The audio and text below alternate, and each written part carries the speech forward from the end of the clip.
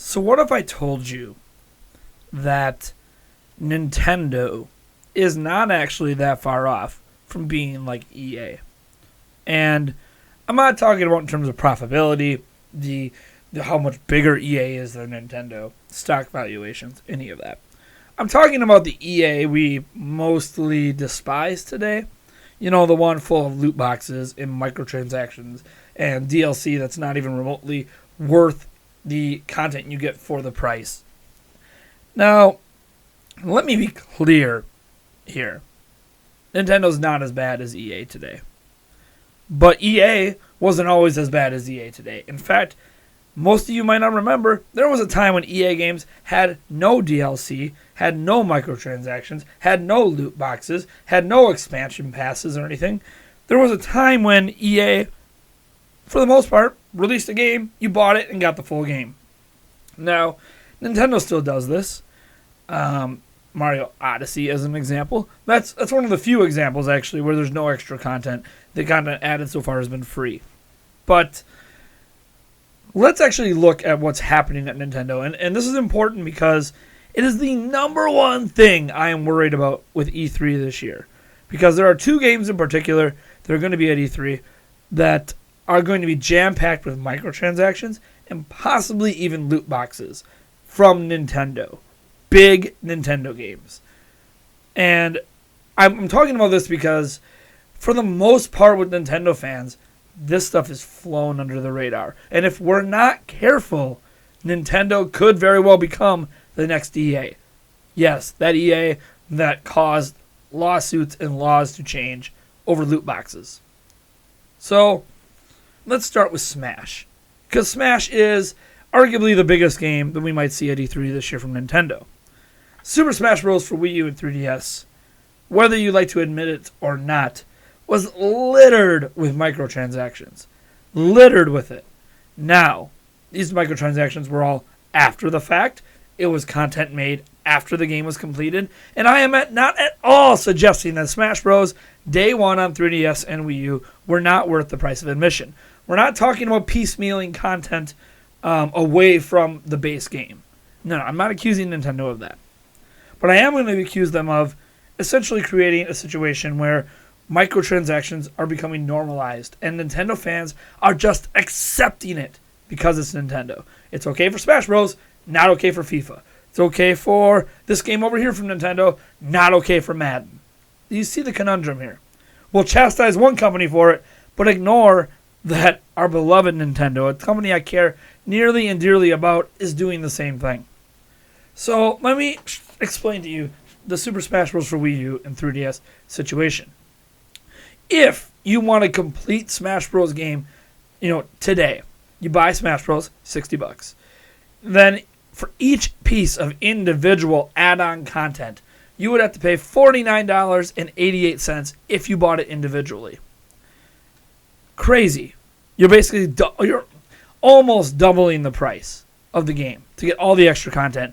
And the content you're getting is less than a third of the content in the base game. So you have essentially doubled the price of the game for 1/3 of the content for the price you paid for the game. And the key thing is, all of these purchases, all of them, are under $6. Little tiny transactions here, tiny transactions there. This character's $4 here. This one's $5 there. This costume is 75 cents here. They nickel and dime you. And you don't even realize it. You just accept that it's happening. And here's the even crazier part. You can buy all of this Wii U, the Wii U version content, in a bundle. They come in there's a zillion different bundle options, by the way. But I just went with the 4 bundles that get you everything. When you combine those 4 bundles together for Wii U, the cost of all of that individual content bundled together through what should be savings, because it's a bundle, $65.36. It is $16 more expensive to buy those damn bundles they put out there than to buy the content individually. It gets worse. For each individual piece of content for the 3DS version is $47.89. The only reason it's $1.99 cheaper than Wii U is there's a Wii U exclusive stage. So that's not included in here. However, This content bundled for 3DS, $63.37. Again, $1.99 cheaper than the Wii U bundle. So on 3DS, you're paying essentially the same price. Now, it gets even crazier. For each individual piece of content bundled together, because they allow you to bundle individual pieces of content for 3DS and Wii U. So you can get it for both versions at the same time. For each individual content bundled together for both platforms, it is $61.29 plus $1.99 for the Wii U exclusive stage, for a total of $63.28 for all content on both versions of the game. No, watch this. Buying that content in the bundles for both versions is $83.16, practically $20, or more correctly, $19.16 or whatever, for both versions of the game. More expensive than just buying the little bundles. Do you see what's happening here? Do you see what they did with Smash Bros? In all cases, they essentially doubled or more than doubled the price of the game. If you own both versions of the game and want all of the content, you might have spent upwards of $190. But yet, well, chastise Battlefront. Remember when the criticism against Battlefront was, oh my gosh, I bought that $60 game, but I have to pay $80 more on top? Nintendo just did the same shit to you with Smash Bros. Now, there's obviously a counter argument. The Smash Bros. Game was probably worth the $60 entry point. Battlefront from EA might not have been worth the $60 entry point. So there is some differences. It's not complete apples to apples here. But it's the start. EA didn't start this way either. They started, FIFA was actually the first game. They started doing microtransactions in, and it didn't start this way either. So Nintendo's on the path. And this is with Smash, one of their biggest IPs. They nickel and dime consumers. Now, you might not have bought all of that. Not everyone buys every piece of DLC out there. Obviously, not everyone buys every character. Not everyone buys every stage, every costume. I get that. But this is the same shit we criticize EA and other companies for. And we're not done. This is just Smash Bros. And Smash is coming at E3 for Switch, and it's going to have the shit in there because it was so successful they kept doing it. They kept it going for almost 2 years for the Wii U and 3DS version, releasing little pieces of content here and there for cheap prices, or what felt like cheap prices, that actually added up to you doubling the cost of your game and nickel and diming you for less content. Now, let me get into some other kind of sort of bad examples for Nintendo. Did you know Nintendo already does loot boxes? Are you aware that Nintendo today has loot boxes in some games? Now, the caveat here is these are mobile games, Animal Crossing, Pocket Camp, and Fire Emblem Heroes. However, they are becoming so successful in those games, it might not be long before we see loot boxes become a full-on thing in, well, other games on consoles. So let me start with Animal Crossing. Animal Crossing Pocket Camp has microtransactions, which I will admit right now, microtransactions in a free-to-play game are okay in my mind. I do not mind them. They have to monetize somehow if they're not using ads, which are annoying. Microtransactions are okay. And Pocket Camp, you can play most of it without ever buying anything. However, they added fortune cookies.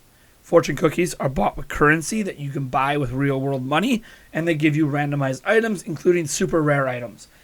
It is quite literally the definition of a loot box. Fire Emblem Heroes is a gacha game. Gacha games are built around loot boxes. The entire game revolves around them. So you get those randomized characters by spending orbs, and you spend money to get more orbs. Again, loot boxes. But no one's complaining about it. We're okay with it. It's Animal Crossing, Fire Emblem, it's Nintendo. Who gives a shit, right? They're mobile games. I don't even play those games. Why does it matter? Well, I mean, it just happened in Smash, but it doesn't matter. I don't play Smash. Fine. Nintendo on 3DS. You guys remember the Nintendo Badge Arcade? Badge Arcade was built around microtransactions. It was a quote-unquote free game. So again, I'm a little less, concerned with it. But for $1, you got 5 tries at picking badges out with the crane. Microtransactions. This microtransaction doesn't bother me, but I know it's bothered some people, and I wanted to bring it up as an example. Happy Home Designer. Here you go. Here's a non-mobile game. Happy Home Designer for the 3DS. It's essentially built around loot boxes, but in a different way. So you can get items in the game, but one of the number one way to get items in the game and decorate your house is through the Animal Crossing card packs. And the card packs are randomized. So for those who don't know how trading cards work, you buy a pack of cards and it's a loot box. Like, trading cards are built around them being loot boxes, real life loot boxes. And that in and of itself is okay when you're just a collector, because it's all about collecting, right? The idea is you're just collecting, and that's just the way the world of collecting goes. However, in Happy Home Designer, it's all about decorating your home. So you need to buy these real world packs of cards to randomly get the loot you might want to put it into the game. Again, that is a loot box. It might not be a loot box in the way many of you guys think of a loot box, but it is a loot box on 3DS. It gets worse. Fire Emblem Echoes. Love Fire Emblem. They did this in Awakening as well, but we're going to use Echoes as it's the more recent Fire Emblem game. And I wanted to bring it up because Fire Emblem is supposed to come to Switch this year, and we're assuredly going to see it at E3. Fire Emblem Echoes has a season pass. I love season passes. Season passes are brilliant. But get this. The season pass for Fire Emblem Echoes is $44.99, which I did add up is a 30% savings over buying the content individually. But the thing is, read that again, $44.99. How much is Fire Emblem Echoes? Oh, $40, brand new. So for more than the cost of the game, you can get all of the content. Now, get this. There are 22 individually purchasable things, all for under $5 each, in Fire Emblem Echoes. Here's the thing with that. Those 22 individual things do not add up to an entire Fire Emblem game. They add up to a microcosm of not even a third. We're talking like 1/8, 1/16 of a Fire Emblem game for $44.99. But remember, this is what I'm always told by Nintendo fans. Oh, it's not that bad. It's not that bad. Remember, Nintendo is the one that did the season pass for Mario Kart 8 on Wii U, and we ended up getting half of the game extra for $20. Sure, Nintendo has good examples. I'm not against DLC. I'm not against microtransactions either if they're in free-to-play games. But microtransactions and full-price products that are this abhorrent need to be called out. We need to pay more attention to this, because this economy of nickel and diming Nintendo fans is something Nintendo is very much participating in. And they are doing it more and more and more as the years move on. It's progressively getting worse. And I'm sorry to tell you guys, if you go back and look at the history of EA when microtransactions and loot boxes, it was not an overnight change. It took almost 15 years for EA to get as bad with the microtransactions and DLC and loot boxes as they are today. Nintendo is in the early years of that. They are in years 1 through 3. They are just starting to get into it. And it's going to get worse from here because we are allowing it to get worse. You know why paid loot boxes were cut out of Star Wars Battlefront 2? Because the fans wouldn't have it. And the argument here for Battlefront 2 is kind of ironic in a sense, because Battlefront 2, its age rating is 10 plus. And that was the big hubbub. It's Star Wars. You're promoting gambling to children. Animal Crossing Pocket Camp, age rating is like 5 plus. So 5 years younger than Battlefront 2, meant for an even younger audience that's even more susceptible to gambling, and it's offering gambling in terms of fortune cookies. But we're okay with it because it's Nintendo. Do we see the issues here? I want to end this video by saying that I absolutely love Nintendo. I absolutely love Nintendo products. But there are things that Nintendo is doing that are flying under the radar that no one in the Nintendo community seems to be paying enough attention to. Sure, once in a while we'll complain. There were some complaints about Fire Emblem Echoes. Got swept under the rug by the Nintendo community. There were light complaints about Smash Bros. swept under the rug by the Smash community. We are allowing these things to occur. Forget my complaints about Nintendo's online system. Forget all that. This is not anything to do with that. Because now on top of that, now we're paying a fee to play online, on top of paying for DLC and microtransactions and blah, blah, blah. Nintendo's a for-profit company. They're going to do what is in the best interest of making money while still providing quality games. EA was doing the same thing for a long time. Ubisoft, etc., Activision. Everyone was like that to start. And then when they started seeing how much money is made off this stuff, they started to realize that's the better business practice. Fire Emblem Echoes today is Nintendo's most profitable mobile game. Completely built around loot boxes. Has a very small install base. But it doesn't matter. Because they make way more money off of that than they do off of Super Mario Run with 200 plus million downloads. $10 for the whole game. So, what we have to realize here is that unless we make videos like this, unless we confront Nintendo on these practices, both in interviews, like if I have a chance to interview someone at Nintendo, you're darn right I'm going to ask about the microtransactions and what their feelings are on it and why they think it's worthwhile. And their arguments are going to be the arguments we always hear. Well, they're optional. You don't have to buy it. The base game is still worth the price of entry. Blah, blah, blah. And you know what's even worse than Fire Emblem?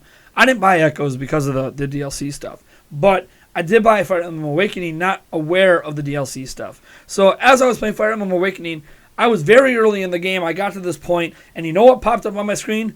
You cannot pass unless you buy this DLC. There was a paywall in the game day one. You cannot pass unless you buy this DLC. So that means that there was content cut out of Fire Emblem Awakening to sell to you as DLC. So now Nintendo's cutting content as well to sell to you. Folks, we have to stop giving Nintendo a pass on this stuff. We need to encourage the correct way to handle DLC. I would argue the correct way is what they did with Mario Kart 8. You got a full game with the same amount of content we're always used to for $60. And then when they offered a DLC for $20, they gave us a shitload of content. Hyrule Warriors, for $20, they gave us a shitload of content. That's what we need to start asking for. More of that. Less of this nickel and diming consumers. And until we start pointing fingers and putting pressure on Nintendo to change these ways, they're going to continue to do it. Anyways, folks, you guys let me know what you think about this whole situation down in the comments below. Remember, folks, I love Nintendo. I am not saying this as a hater. I'm saying this as someone who is deeply passionate about Nintendo content and super afraid of the current monetization path they are heading down. There are ways to do this very well and very pro-consumer while making a crap load of money, and there's a way to do this that's anti-consumer, that nickel and dimes consumers, and makes us feel like we don't have a choice. There's always a choice, but a lot of consumers will feel like they don't have a choice if they want a complete game. Anyways, subscribe for more content, and I'll catch you in the next one.